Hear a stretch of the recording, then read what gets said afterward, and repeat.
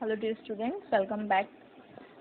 So we have started in the last video arguments in the favor of democracy. We are going to continue with the same. We have done 3 arguments in the favor of democracy. First was that democratic government is better government because it is a more accountable form of government. Second, we saw that democracy improves the quality of decision making. And third was democracy provides a method to deal with differences and conflicts. Now we are going to take the fourth one, which is democracy enhances the dignity of citizens. Let us understand how does democracy does so. So here we will see that in the previous 3 arguments also we have seen that the effects of democracy on the quality of government and social life. Okay, that how democracy affects the social life of people and what you can say what is the quality of the government. But the strongest argument in democracy is, or in the favor of democracy is, that democracy does to the citizens. Okay, previous arguments we have seen that how does it affect the society, or it you can say shows the quality of government. But this argument is you can say related to citizens. So even if democracy does not bring about better decisions and accountable form of government, which we have discussed in the previous favors, you can say points which were in the favor of democracy, even if all those you can say democracy fails to do, but this is most important that it is accountable government. Okay, it may happen that leaders take bad decisions, okay, but it is accountable. Leaders will remain accountable to the citizens. So it is still better than other forms of government. So democracy enhances the dignity of citizens. As we discussed above, that democracy is based on the principle of political equality, on the recognition of the poorest and the least educated has the same status as the rich and the educated. So dignity means self-respect of the you can say citizens. It is maintained whether it is the rich people or the poor people, educated or non-educated or illiterate people. Everyone gets the same rights. Okay, so it is based on the principle of political equality. It recognizes both poorest and the least educated. Okay, so all the people they get the equal political rights. It does not happen in democracy that the rich person will say I have you can say more power in government, or you can say poor does not have. Both have the same right. A poor can also contest the election and rich can also contest the election. Poor can also be the prime minister or president and the rich can also be, right? So both have same rights, political rights. So in this way it enhances the dignity of citizens. So people are not the subjects of the rulers. For example, if we say prime minister, okay, prime minister is ruler. Yes, he is prime minister. He has to look after the you can say administration of country. He has to run the government. He is the leader of the nation. But the people of India, they are not his subjects. Okay, subjects means we are not under him, or you can say he is not you can like dictator. It is not the king and its people or its subjects like situation or praja like situation. Okay, he is representative. People have elected him. People have chosen him on others. No? There are different political parties or leaders. We vote for anyone, right? So in this way, the prime minister has become our representative. So we are not the subjects of prime minister, or you can say the president. So even when these people or these representatives they make any mistake, they are responsible for their conduct. Okay, so they have to answer. They remain accountable to the people. Okay, so this is why we say that democracy enhances the dignity of citizens, and this is the most important you can say argument which we can give in the favor of democracy, that even if democracy fails to achieve any other motive or any other you can say outcomes, but this is the most important which will never ever it can lose. Okay, leaders remain accountable to the people. Whether there is something wrong also happens, they will be answerable. Next, or you can say final argument in the favor of democracy which we can give is that democracy is better than other forms of government because it allows us to correct our own mistakes. Now, how we can correct our own mistakes? Let us see that there is no guarantee that mistakes cannot be made in democracy. We have in the previous point also said that it may happen that leaders take the bad decisions, or sometimes it also may happen that we choose wrong leaders, right? Wrong candidates have become you can say ministers, etc. They have won the elections. It may happen.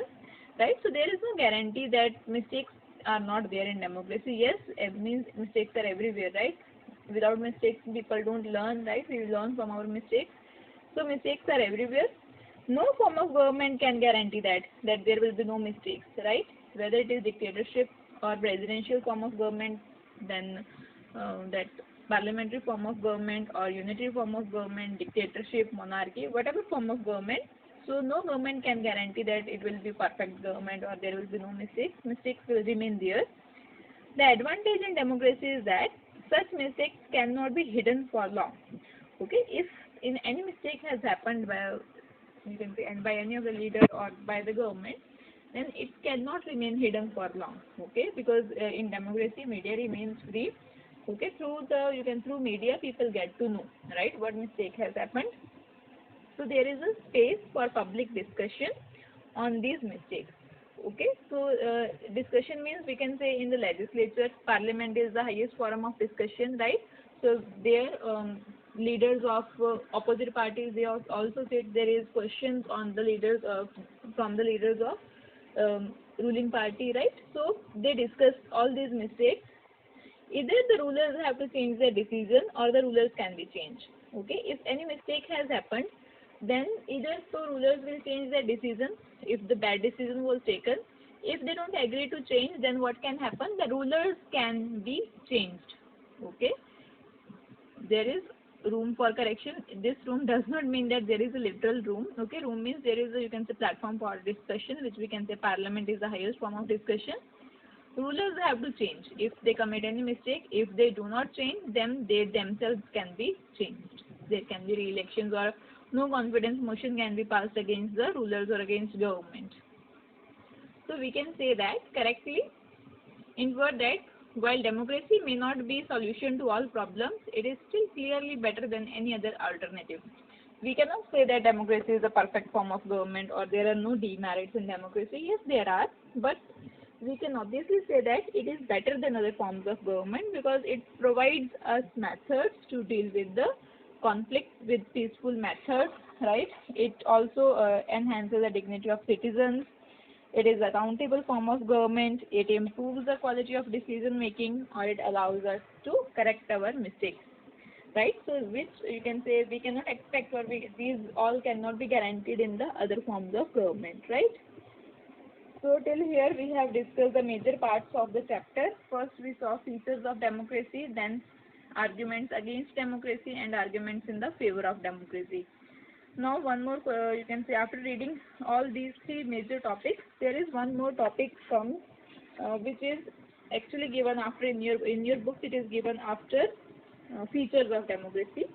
We read 4 features of democracy, and then on the basis of those 4 features you can make a summary definition, okay, which will include all those 4 features. Such as, now you will not rely on that definition of democracy, which was the democracy is a form of government of the people, by the people, and for the people. Now you have to elaborate that, okay, that who are these people, or who are these leaders. So according to the features, you will say, or you can say it is also given in your textbook, we will be seeing that democracy is a form of government in which rulers are elected by people. They take all the major decisions. Elections offer a choice and fair opportunity to the people to change the current rulers. This choice and opportunity is available to all the people on equal basis, and government exercise of this choice leads to government limited by basic rules of the constitution and citizens' rights. Okay, so you will make a summary definition on the basis of all 4 features of democracy. This will be your homework also. Write one summary on definition of democracy, which will be including all 4 features of democracy. Now we are moving towards your last topic of the book or the chapter, which is broader meaning of democracy. Okay, so now till here in this chapter we have just studied democracy as a form of government. Okay, so and this is what was given. This is not our fault that we did not study it in some other way, because it was given only as form of government, right? So thus helping them to identify a clear set of minimal features that democracy requires. These features are the minimal features of democracy. There are many more features, okay, but minimum these features should be there in democratic government, okay. So till this now we have seen that what should be there in democracy means, which is very compulsory, very basic to democracy, all those four features, right? The common form adopted by democracy is representative democracy. Now, wherever we see that there is democratic form of government, everywhere it is representative form of democracy. Now, first we need to understand what is representative democracy, or is there any other form also of democracy? Yes, there is, which we call as direct democracy. Okay, we will be studying by regarding this also. In all democratic countries, all people do not rule. A majority is allowed to take decisions on the behalf of people through their elected representatives. Now, let us say representative democracy does not exist anywhere. Okay, let us imagine. So, what is the definition of democracy? That democracy is a form of government which is of the people, for the people, and by the people. Okay, by people we mean all the people, right, of the entire nation. Let us imagine. Now, all the people means people, all, let us see means right now the population of India is somewhere near 130 crore, right? So imagine that 130 crore people are sitting together to discuss, to make laws, right, to discuss on the issues, to punish someone or to listen to the guilties and all, means everything is done by all these 130 crore people together. First of all, practically it will not be possible, right? There will be no such space where 130 crore people can sit together, right? Practically not possible. Then if we, let us say, imagine थोड़ी सी, और you can say अगर हम imagination को और wings दे दें, if we imagine that science has developed a lot, okay, in space there is such, you can say, we are, we got something to fly, or whole, you can say, entire nation is flying in air and then discussing the laws, then too it is not possible, because all people at the same time, it is not necessary that whole nation, right, they will have that political interest, they will have that understanding of politics to take the decision, to get involved. They will not have, at the same time everyone will not be free, right? So there will be such issues. So it is actually not possible, that which definition which we give, that it is of the people, means all the people cannot take part, right? So what do? We choose to, you can say, what happens in different regions, people choose representatives, okay. For example, let us say that 1 lakh people are living at one place, okay. So those 1 lakh, from those 1 lakh people, there will be few representatives, okay. There will be few, you can say, contestants, those who will be contesting election, or majority of the people from that 1 lakh, whoever wins the election, he or she will become the representatives of those people, okay. So in different regions, in this way, 543 regions or constituencies are made in India, okay.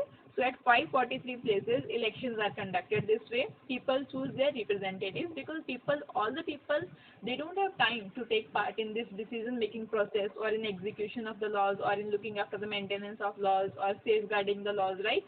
So they choose their representatives, okay. So this is why we choose to representative form of democracy. So this has become necessary for the reasons given below. Why it is necessary? Let us see again. Modern democracies involve such a large number of people that it is physically impossible for them to sit together and take collective decisions. Okay, modern democracies, if we see today's country size in population wise, if we see, they're very large, so it is physically not possible for everyone to sit together and take collective decisions, right? In parliament, there are around 545 people. They only cannot take collective decisions. We have seen that live telecast of parliament discussions, right, meetings, what happens there. So imagine if whole country is sitting together to discuss the decisions, so what will happen?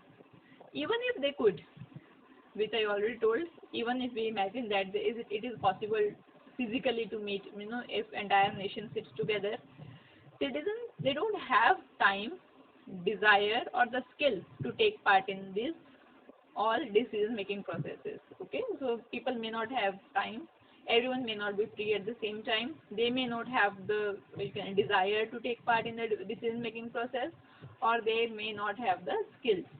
Okay, so this is why we choose representative form of democracy, that these many people together, from us there will be this person representing us all.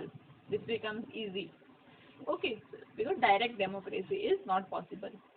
So democracy as a principle can go beyond the government and can apply to any sphere of the life. Now we are back to the topic, which is broader meaning of democracy. So democracy, if we don't look at the word democracy just as government, but if we look at it as principle, democratic principle, then it is far more, you can say, wider than seeing it just as a form of government. Okay. You might have heard many a times, even I am also used to say in my classes that I am a very democratic teacher, right? You might have heard many a times. So people, what actually democratic means? Democratic means when we give equal chances to everyone, right? When if let us take scene of classroom, what happens? Let us say that there are 20 boys and 15 girls. Okay, what does democratic now decision means? Let us say that boys are saying we want to play football, girls are saying that we want to play volleyball. Okay, so democratic means what? What will happen now if we take decision on the basis of majority? Then every time decision will go in the favor of boys. Okay, democracy as it provides us method to deal with the differences. What may happen? That boys will be given chance to play volleyball, whatever they want to play. Girls also can play whatever they want to play, right? Or there can be deals made that one time we will listen to boys, one time we will listen to girls, right? Such decisions can be made, right? Or it can be only left on the students also, that they decide and discuss, and whenever they reach on the final decision, then they can inform the teacher, right? So there can be democratic outlook. People use the word democracy not to describe any existing government, but to set up an ideal standard that all democracies must aim to become. So how? If the ideals of democracy are considered, then no country in the world is correctly democratic. If we see the ideals of democracy, you also might be, listening on news nowadays that how when we say that India is a secular country, right? All the religions are treated equally. Many times we see such scenes on TV news channels, that what happened right now. Also, few days back we have seen in Maharashtra two sons. They were how ruthlessly they were killed by the crowd, right? So what is that? We can understand, right, that what kind of, they also had their right to life, you know. So what happens if we see in this way, that no country is in ideal form, no country is democratic, right? So actually it is not possible at all. It means to each root level, grass level, people cannot look that way what is happening there, right? When we say that elections are free and fair, people should not bribe each candidate should not bribe. Yes, election commission makes sure that no one bribes, but election commission also cannot go to door to ask people whether someone has come to bribe you, right? And sometimes people also take bribe, those who are in need, or it can be their need also, or whatever. So means these are the small issues which there are, means it is not only related to elections, but whatever field of life, in any job or wherever. So this corruption is everywhere, right? So we cannot say that any country is democratic in the ideal terms. Okay, if we see the model democracy, then no country will be possibly democratic. But still, having an understanding of democracy as an ideal will explain why to value democracy. Now, after reading the chapter that what is democracy and why democracy, now we have understood that why we should value democracy. Okay, so you also might appreciate democracy because it enables people to judge an existing democracy and identify their weakness, right? So at present we can judge the government, okay, then identify the weakness. Next time if any other political party offers us better, then we can go for that. Otherwise we can any other or other political parties, or we can we can ask this party only to make changes. We have we can give our pleas to the government.